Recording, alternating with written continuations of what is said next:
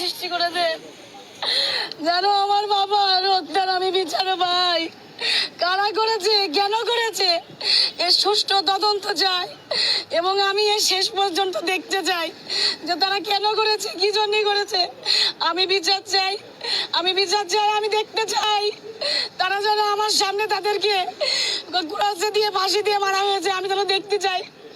আজকে আমি এতিম হয়ে গেছি, আজকে আমার পড়াশোনা শেষ হয়নি, আজকে আমি মাঝপথে। আপনারা সবাই জানেন আপনাদের পরিবারে সবারই সন্তান আছে, যার বাপ থাকে না, তার কেউ থাকে না, তারা এতিম হয়ে যায়।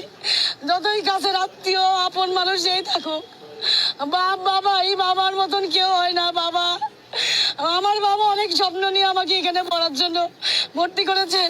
আমি পরীক্ষাও দিয়েছি, আমার সামনে রেজাল্ট দেবে, সে আমার বলে গেছে আমি ইন্ডিয়া থেকে এসে তোমার পরীক্ষার রেজাল্ট আমি চেক করবো, তুমি কি করেছো। আমার কোনো কথা সে রাখতে পারি, সে চলে গেছে। আপনারা শুধু আমার অনুরোধ, আমার বাবার এটার বিচার করবেন।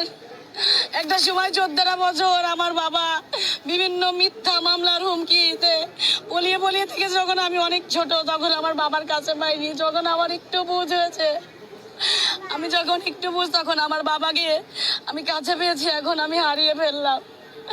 আপনাদের কাছে আমার অনুরোধ, আপনারা আমার বড় ভাই, কি আমার বাবার মতন, আপনারা আমাকে সহযোগিতা করবেন। আমি আমার বাবার হত্যার বিচার চাই এবং আমি নিজে সচক্ষে আমি দেখতে চাই আমাকে কারা এতিম করলো, কেন করলো এভাবে।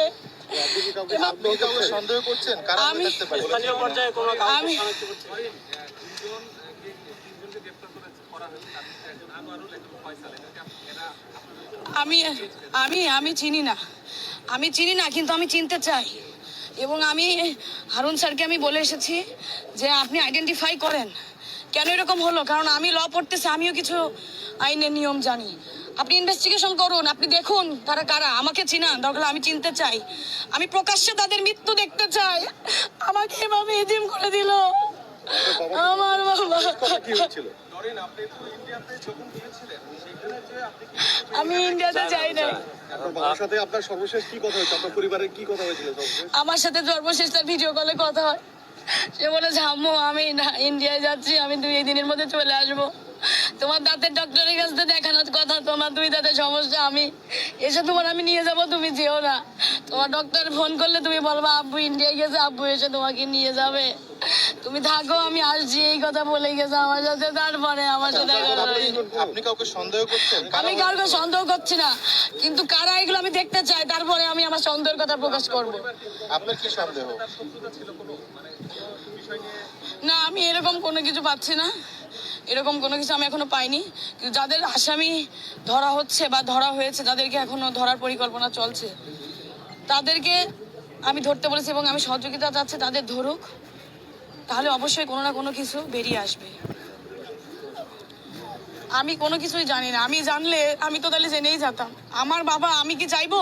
আপনারা বলেন, আপনার কাছে অনুরোধ, আমার বাবার আপনারা আপনারা সহযোগিতা করেন, আপনারা আলোড়ন সৃষ্টি করেন। আমি মাননীয় প্রধানমন্ত্রীর মেয়ের মতন, সে আমার মায়ের মতন, আমি তার দৃষ্টি আকর্ষণ করতে চাই। সে আমাকে যথেষ্ট হেল্প করছে, সে আমাকে মায়ের মতন করেই বলছে যে তুমি চিন্তা করো না। আমাকে সে প্রথম দিন তার সাথে আমার রবিবারে রাত 9টায় বসে কথা হয়, যেদিন আমার বাবার আর মিসিং এর কথা, রবিবারে না আমার সরি, আমি যেদিন দিবি আঙ্কেলের এখানে আসছি, হারুন আঙ্কেলের এখানে, সেখানে তার আগের দিন কথা হয়েছে।